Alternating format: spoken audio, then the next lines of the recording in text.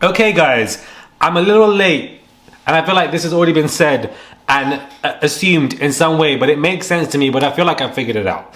Hey guys, it's Morali. Hopefully you guys are all doing well today. Back at again with another video. If you have not subscribed, guys, click that button for daily and consistent content. I really would appreciate it. Subscribe to the channel. It's just one click. Send a super thanks to the $ there. Thumbs up on the video, please. Just click that thumbs up and comment down below because I actually read all your comments, whether you guys agree or if some of you do disagree with me. I think it's always interesting just to have those conversations. Now, let's get into this, where this makes sense to me, and Jaguar WRI said this in an interview, and everything that Jaguar was saying, everybody is now beginning to believe. Using music and entertainment to traffic. Who was mentored by Clive Davis. But at the time, she was like considered wacky, desperate, jealous, foolishness, you know, just trying to get her revenge on Diddy and etc. Where in actuality, she was telling a lot of truth, and all of that has come to fruition now. And now all those people thought that she was fake are kind of going back to her. I'm not saying every single little thing she said is right, but the majority clearly is, because she was the one who told Young Miami, listen, run like Cassie did, and look exactly what is happening. But this makes sense to me now, where we have to go back into the relationship between Clive Davis and P. Diddy. Clive Davis obviously managed, mentored, helped P. Diddy in many ways, but I feel like Clive Davis was the one who really birthed this dangerous monster that is P. Diddy. And I think it's very interesting because when P. Diddy got fired from Uptown Records by Andre Havel, I feel like that in itself started something as well. And I think the reason why he is never going to go to jail is because he is a professional, long-time trafficker. Allegedly, that is what I feel P. Diddy has always been. And it makes sense. Like, how do you go from being the president of Uptown and losing your entire company to your intern?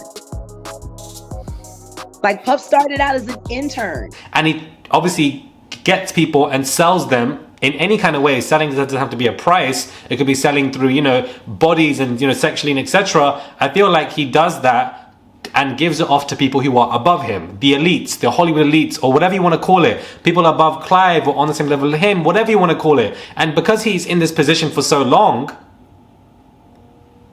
he's not going to go to prison. He's protected. And I think that's exactly what is happening here. R. Kelly wasn't somebody who was, you know, a trafficker. He was just very much a pedo doing left, right, center. Whereas P. Diddy, I think, you know, it's far more deeper. He has a lot more deep, strong connections. And what is the best way to traffic people? Through the music industry, where you have loads of new upcoming artists, boys and girls, gonna run through back and forth, and you can put them through a record company like Bad Boy Records as an example, and they can go through that way, meet P. Diddy, they have to perform certain or hazing tactics or perform so many different, you know, advances. Somebody apparently walked in on P. Diddy and somebody was giving him head or something like that, and it was like a practice of power. And I think this is what it is. Combine the fact that you've got Clive Davis managing him, he's doing it through music industry and trafficking people, and also the fact that Diddy loves to manipulate his power above other people.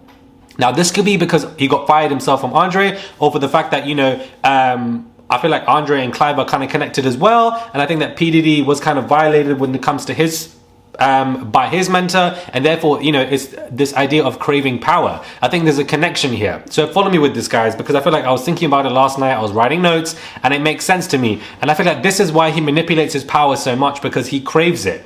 And I do think there is a level of abuse that P. Diddy has gone through in his childhood. I also think that his father as well, you know, going through whatever the fuck that his father was going through, sorry for swearing, all of this kind of affects him. You don't come out the womb acting a damn fool. So I think this is what it is. He is some professional kind of trafficker when it comes to, you know, sexually bringing the boys and girls through these industries. And that's why he has these parties. And that's why they go into those rooms and he locks them, and then they lock the door, as Gene Deal was saying. And that's why, you know, it's perfectly fine to do it during Bad Boy Records. That's why he's out here having these connections with the mayor, for example, who also had a lawsuit against him. And that's why he hasn't gone to jail yet and still isn't going to go to jail. And that's why Cassie's lawsuit was settled, because she was kind of influenced and told to prevent him from going to jail because of the connections that he has. And the fact that he's still not a liability to them because he's a billionaire, he's very wealthy, and he's still bringing people to the elites. He's been doing this for a very long time. So I think these are the issues. Clive Davis himself himself even said that he, you know, is very much a bi man, into men, into women, etc. Second marriage failed, and I dated women, and I dated a few men, and I ended up in a relationship with a man. And apparently there was a video TikTok going around that somebody had seen in 1994, allegedly, that Diddy was on his knees to Clive Davis. Rumor has it, allegedly, Diddy got on his knees for Clive Davis in 1994. I'm here to say that bisexuality does exist, and for me... So I think this is what it is. It's a transfer of power from Clive creating that monster P. Diddy, and P. Diddy evidently trafficking people to Clive or anybody else per se, because no one's going to sit here and tell me that Clive knew that Whitney was dead in the bathtub above him and that he still continued on with his party like nothing was going on.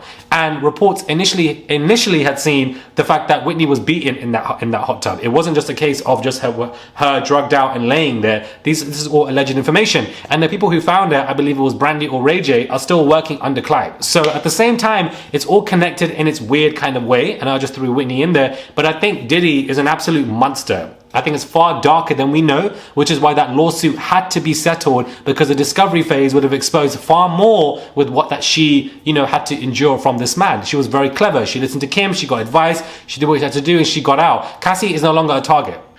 She can't be hit. She can't go missing because the questions that's going to be raised is going to be absolutely insane. But this man is a trafficker, is what I finally figured it out. And I know that other people have been saying it, but I want to just connect the dots myself, and it makes sense, guys. Pleasing the Hollywood elites. Therefore, he's protected and not going anywhere. The best way to traffic is through the music industry, because you have so many fresh, up-and-coming young artists. We've seen videos with him and Usher talking about being in bed. We've seen videos with him and Bieber as well, talking about XYZ and why don't you hang around with me anymore. All of this just makes sense. And selling out arenas and everything, starting to act different, huh?